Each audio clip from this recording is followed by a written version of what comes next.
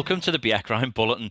I'm your host, Paul Squires, and in tonight's show, we'll be discussing Bjerkreim's last couple of games. We'll review what went right and what went wrong for the first half of the season, and we're going to look at what happens now for the squad as we enter the mid-season summer break.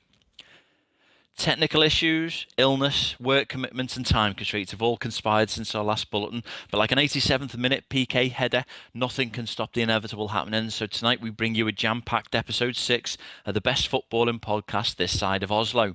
To help us discuss all things Bjerkreim, tonight we are joined by the A-team manager, Paul Wanless. Hello, Paul. Hello, Paul. Thank you for having me along. Thank you for joining us. So last time out, we were discussing the team's well-earned break in its bye week, but things haven't gone too well on the pitch since then, have they? No, it's not been a good few weeks, unfortunately. It's definitely been a few weeks to forget, and we just need to look forward. Excellent. Okay, all right. So first up was the home game to joint leaguers Varganes, where we suffered an agonising 6-0 defeat in front of a decent turnout of 50 or so Bjerkreim fans. Paul, when you think back to this game, what's the first word that comes to mind? Dreadful, I think, would be the first word that comes to mind. The performance from start to finish was not good enough. The players know my detailed thoughts on it, but we were second to everything. From minute 1 to minute 90, the pressure which I demand from the team in terms of constant pressure on them when they have the ball, constant pressure as they trying to play passes. It wasn't there, Paul, unfortunately. Okay, I mean the goals were pretty evenly spread out the game. Do you think as the game went on, and the score was was totting up, that the confidence was definitely an issue? Well, I think definitely at this level, one of the biggest things is confidence, and unfortunately, as you say, as the goals start coming in, as it gets to 3 and 4, it just gets to that point where I think confidence hits a new low, and you're trying to get them back up, trying to get them pressing more, but they just a step slower at that point of the game, Paul. Okay, do you think the opposition, Varganes, they deserved the 6-0? Were they that good? No, I don't. I don't think any team in the division is better than us in terms of a 6-goal margin. Okay, fair enough. And there were a couple of new faces on the team sheet that we had on those couple of games. So new blood in the team is always great when we're starting in the early stages of rebuilding, like you are at Bjerkreim. Yeah, it was definitely nice to get some new players in. One of them, we had been waiting for his registration for a few weeks in Austin, so it was nice to have him in. A friend of our goalkeeper, Darren's. And then Oleg's has come back after a holiday, and he's been featuring as well. But unfortunately, he has actually missed the last 2 games due to his car being broken. Oh, so it shows the problems that do affect the games at this level, unfortunately. Well, I think one of the situations we have, which a lot of local people know about, and it's hard to explain specifically, but where we are situated is basically in the middle of nowhere. So you have a 20-kilometre journey to Egersund and a 20-kilometre journey to Ålgård, both in opposite directions, and in both of them towns they have 2 teams. And in Egersund, there's a total of 5 teams, with three teams belonging to Egersund and 2 teams belonging to Eiger. Then in Ålgård, you have 4 teams, 3 teams belonging to Ålgård and 1 team to Gjesdal Ålgård. So our catchment area, Paul, is very, very small because as you move closer to them towns, they have a lot more options to play there. So what you find is we basically scraping the barrels of the local villagers, Paul, and going up into the mountains looking for a farmer who can kick a football.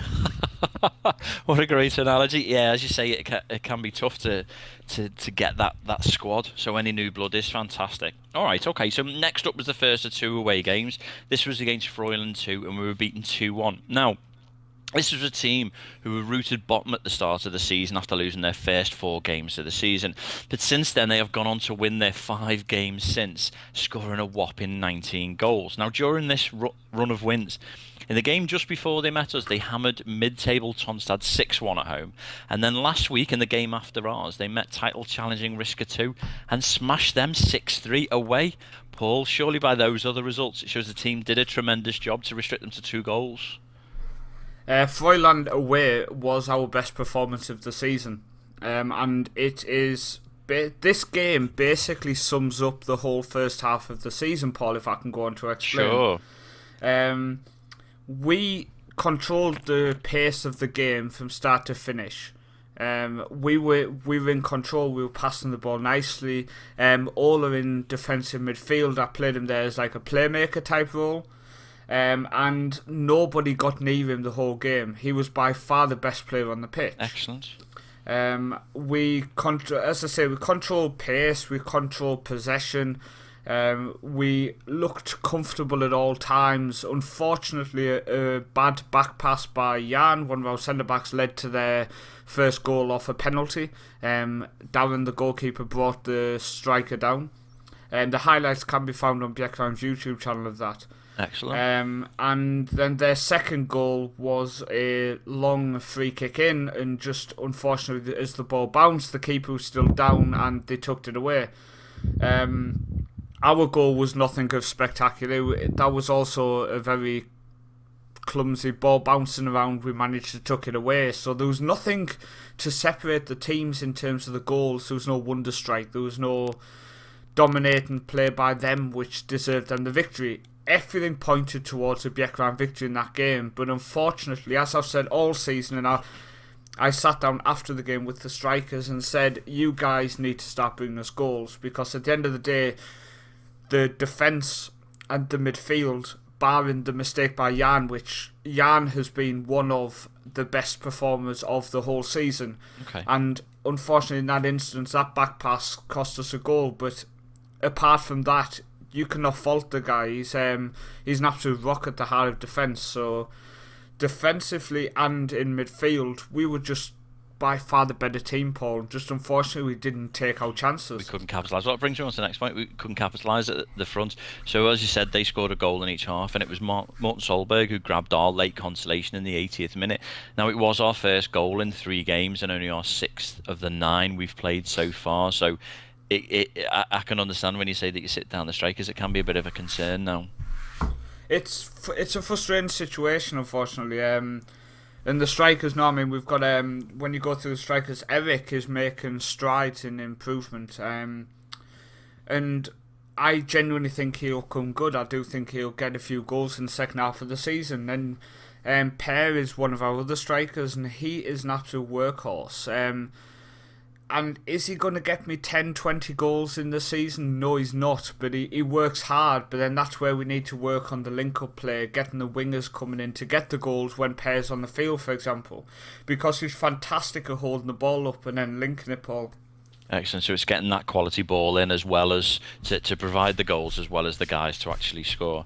Okay, so that brings us up to this week's game. Another away game and sadly another heavy defeat to lie, as they defeated us 6-0 away from home. This probably wasn't the result you'd have hoped for heading into the summer break, Paul.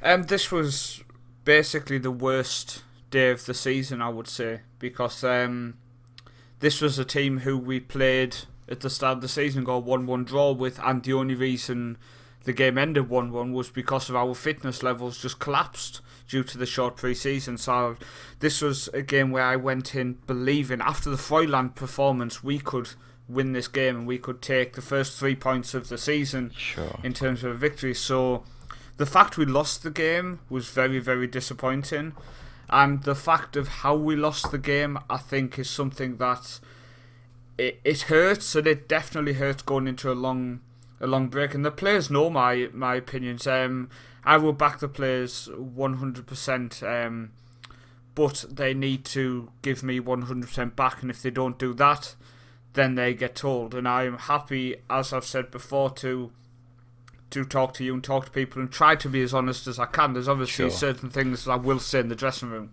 especially what was said after that game in the dressing room stays in the dressing room. Sure.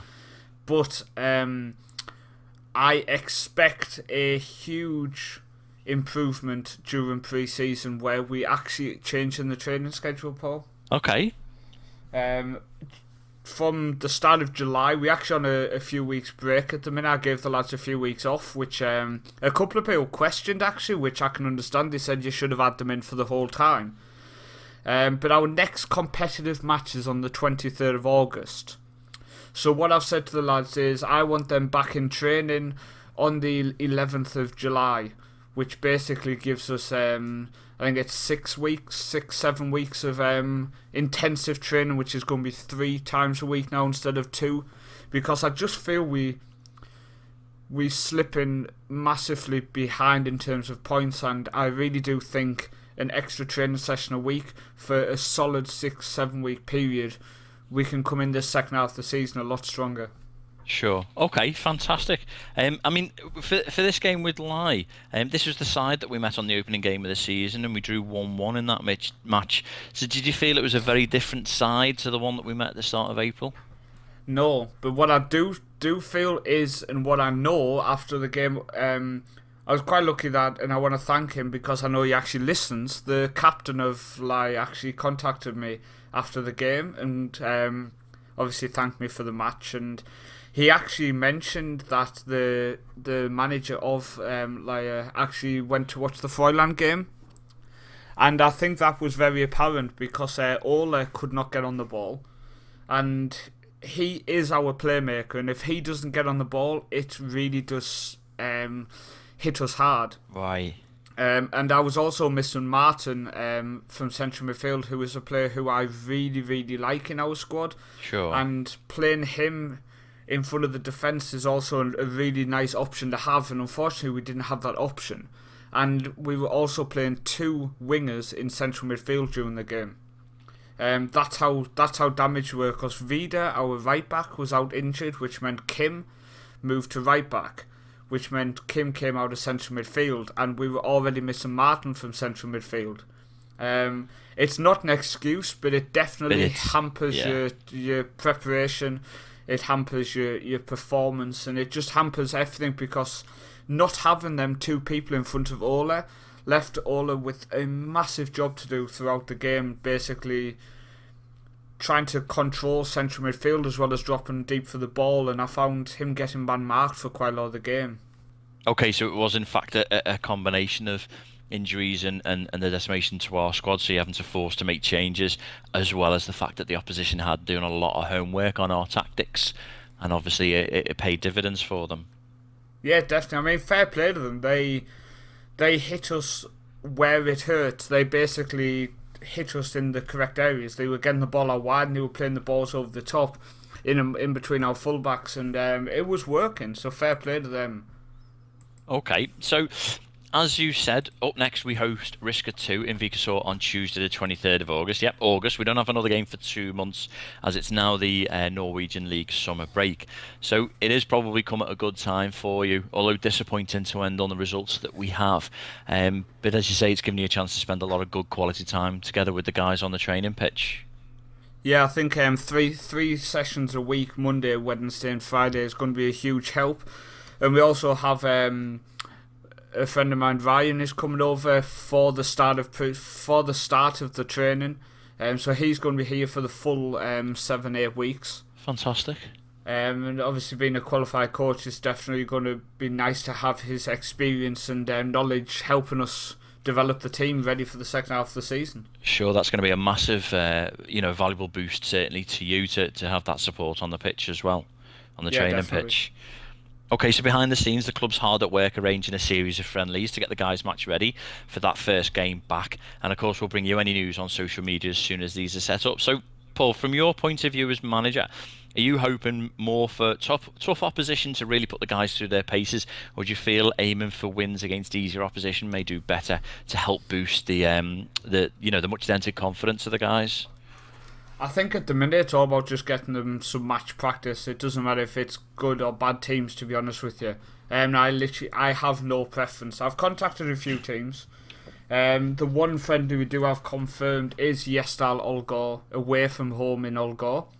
And they are doing very, very well in the tier below us at the minute. Brilliant. So they are one division below us, but they are very high on confidence.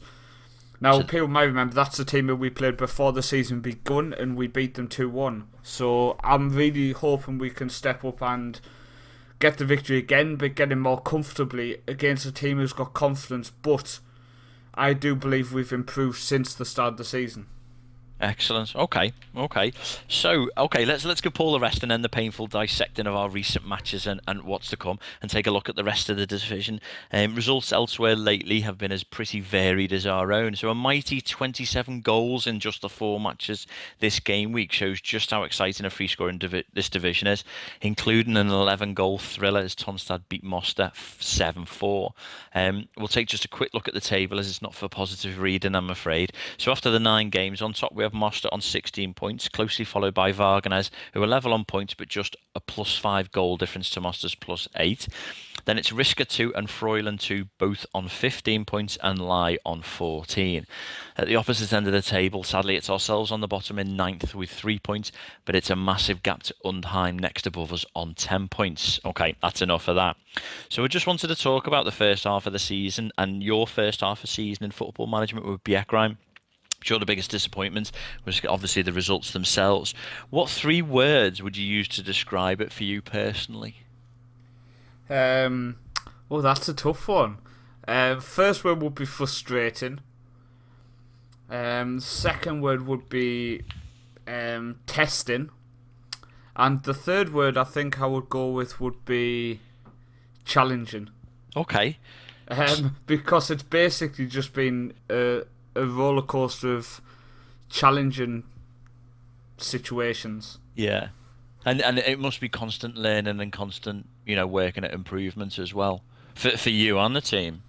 Yeah, I mean, I'm learning as I go along, developing as I go along, and the team's definitely improving. I mean, what I do have is the support of the players, in terms of they all acknowledge the vast improvement of the style of football, and the way the clubs go, and the training sessions are improved, the style of football's improved. We just need to get the results going. Okay, and so to end this section as we discussed in the first half of the season, what do you feel is the biggest positive of the first half? I would say the biggest positive is the atmosphere between the players. Even through this difficult time, we've all managed to keep ourselves positive. We're going into the game still believing that we can get the victory. I think teams expect to turn up and see a team deflated, a team on the knees, but when they turn up, they see us, and we start playing football, and we look like a good team. So it's that team spirit and that togetherness. Yeah. The support for each other. Okay, fantastic. Right. Okay, so the start of the month saw the release of the second issue of the Bjerkreim Monthly magazine. If you haven't had a look at it yet, then it's perfect for a quick read between games in the Euros this month. You can find it under the English section of the club's website, which is www.bjerkreimfootball.com, obviously with 1 O. I must say it's presented beautifully, and it even has a digital bookcase which will build up with every issue that we release. Each edition is available from the 1st of each month, and the next issue out on July 1st, which is going to be in both Norwegian and English, so keep an eye out for that. Okay, that's all for tonight, guys. Don't forget you can catch this podcast on YouTube, SoundCloud or iTunes, so you can listen whether you're between Euro 2016 matches, sat at home twiddling your thumbs, or out walking the dog. Just search for Bjerkreim Bulletin. Thanks again, Paul, for joining us on the show. No problem. Thanks for having me on. Thank you, and thanks for tuning in, and see you next time. Ha det bra.